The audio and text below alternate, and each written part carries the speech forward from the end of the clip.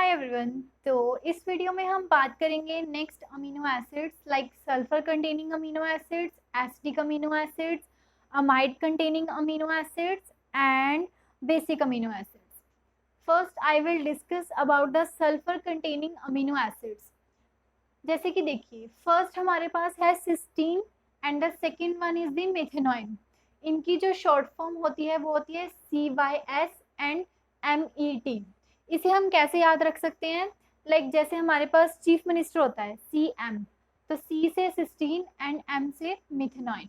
ठीक है, इनका स्ट्रक्चर जो होता है, जैसे देखिए यहाँ पर जो ये जनरल हमारा स्ट्रक्चर है, ठीक है, बाकी सब में सेम रहता है। ये जो जनरल स्ट्रक्चर होता है, बस यहाँ पर हमने CH2SH लगाना है और इसमें हमने एक CH2 ऐड करना है और H को रिप्लेस कर देना है मिथाइल ग्रुप से। बस इन दोनों स्ट्रक्चर्स में इतना ही है।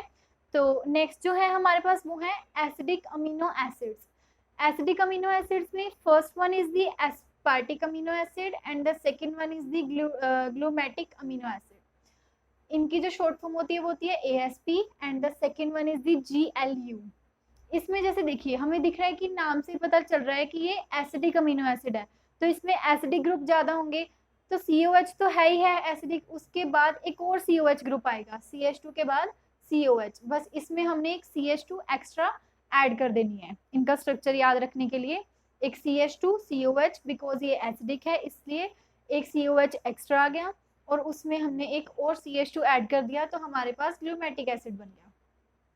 तो नेक्स्ट जो होती है वो होती है अमाइड कंटेनिंग अमीनो एसिड्स। मैं इसी में ही करेक्शन कर देती हूँ, बिकॉज वो इनका स्ट्रक्चर जो होता है बिल्कुल ही एसिडिक अमीनो एसिड्स जैसा होता है। अमाइड कंटेनिंग अमीनो एसिड्स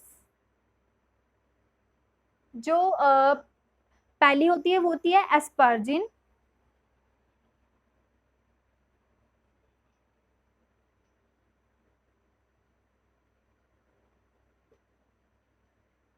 इसकी जो शॉर्ट फॉर्म होती है वो होती है ASN।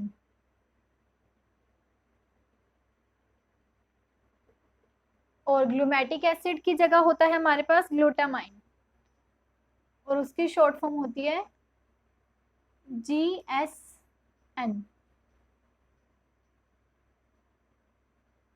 ग्लूटामाइन। वो होता है ग्लूमेटिक एसिड और ये होता है ग्लूटामाइन। इनके स्ट्रक्चर में क्या होता है, बस यहाँ पर जैसे COH ग्रुप होता है, यहाँ पर उसकी जगह एक अमाइड ग्रुप आ जाएगा, C double bond O NH2। यहाँ पर भी same C double bond O and NH2। Okay, तो ये तो हो गए हमारे पास sulphur containing amino acids, amide containing amino acids, acidic amino acids. तो नेक्स्ट हम बात करेंगे बेसिक अमीनो एसिड्स। बेसिक के नाम से हमें पता चल रहा है कि उसमें बेसिक ग्रुप ज्यादा होगा। जैसे कि एसिडिक वाले में क्या था, एसिडिक ग्रुप ज्यादा थे, और बेसिक वाले में क्या होगा, बेसिक अमीनो एसिड्स में बेस ग्रुप ज्यादा होंगे। पहले हम अपना जनरल फॉर्मूला लिखेंगे, COH COH and COH, H H H, और यहाँ पे NH2 NH2 एंड NH2। जो फर्स्ट वन है वो है लाइसीन। इसमें कौन कौन से होते हैं, एक तो होता है लाइसीन,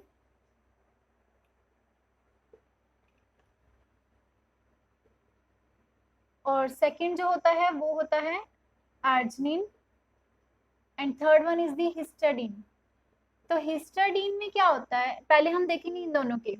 इसमें मैंने कहा कि बेसिक ग्रुप ज्यादा है, तो CH2 4 के साथ NH2 लगा देंगे, CH2 3 के साथ एक जो होता है वो ग्वानिडीन यूनिट लग जाती है,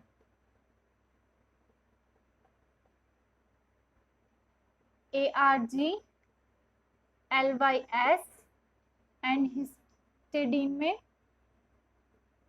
HI एंड S। इसमें क्या होता है कि CH2 के साथ एक इमिडाइजोल रिंग लग जाती है। इमिडाइजोल रिंग का स्ट्रक्चर कैसे होता है,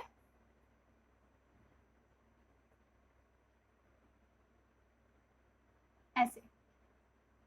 तो ये जो रिंग होती है वो हमारे पास इसमें हिस्टिडीन में लग जाती है, इमिडाइजोल रिंग, ये याद रखना, ये इंपॉर्टेंट है। बस ये जो 3 स्ट्रक्चर हो गए, lysine, arginine and histidine.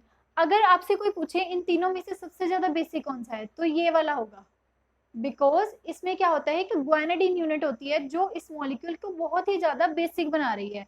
Basic जैसे देखिए यहाँ पर नाइट्रोजन के इलेक्ट्रॉन्स हैं, इस नाइट्रोजन के और इस नाइट्रोजन के, ये तो डीलोकलाइजेशन में जा रहे हैं, बट फिर भी ये इसकी इलेक्ट्रॉन डेंसिटी को इंक्रीज करने का काम कर रहे हैं। तो ये जो अर्जिनिन होगा वो हमारे पास बहुत ही ज्यादा बेसिक होगा इन तीनों में से। तो ये तो हमारे पास हो गई 20 डिफरेंट अमीनो एसिड्स। तो नेक्स्ट हम बात करेंगे इनकी कुछ प्रॉपर्टीज के बारे में। देखिए अब तक हमने सभी स्ट्रक्चर्स देख लिए अमीनो एसिड्स के, तो इससे हम एक कंक्लूजन निकाल सकते हैं कि जो ये अमीनो एसिड्स हैं, एक तो ये है chiral, all amino acids are the chiral except glycine. तो ग्लाइसिन को छोड़कर बाकी सभी अमीनो एसिड्स क्या है, कायरल। कायरल का क्या मतलब हुआ कि उस कार्बन के साथ 4 डिफरेंट ग्रुप्स लगे हुए हैं, जैसे ये जनरल फॉर्मूला होता है। तो ग्लाइसिन में यहाँ पर H होता है ना, तो इस कार्बन के साथ 2 H लगे हुए हैं, तो ये डिफरेंट तो नहीं हुए, तो इसे हम कह सकते हैं कि ये कायरल नहीं है। बाकी हम कोई भी ले सकते हैं, जैसे कि एलानिन ले लीजिए, वहां पर यहाँ पर मिथाइल ग्रुप होता है, तो ये कार्बन के साथ 4 डिफरेंट ग्रुप्स लगे हुए हैं, तो इसे हम कहेंगे कि ये कायरल अमीनो एसिड है। अगर आप बाकियों के स्ट्रक्चर भी देखेंगे तो वो भी हमारे पास कायरल ही होंगे। तो नेक्स्ट हमने क्या कंक्लूजन निकाला कि इनकी जो कॉन्फ़िगरेशन होती है वो होती है एस कॉन्फ़िगरेशन, इन अमीनो एसिड्स की होती है एस कॉन्फ़िगरेशन, वो हम स्टीरियोकेमिस्ट्री से निकाल सकते हैं, ठीक है। एक्सेप्ट किसको छोड़कर, सिस्टीन को छोड़कर, सिस्टीन वाले केस में एस कॉन्फ़िगरेशन नहीं आती, सिस्टीन को छोड़कर। तो यहाँ पर हमने क्या कंक्लूजन निकाला, एक तो कायरल होते हैं, दूसरा इनकी कॉन्फ़िगरेशन एस होती है, और तीसरा जो है हमारे पास वो होता है कि इन्हें हम अल्फा अमीनो एसिड्स बोलते हैं। Alpha amino acids,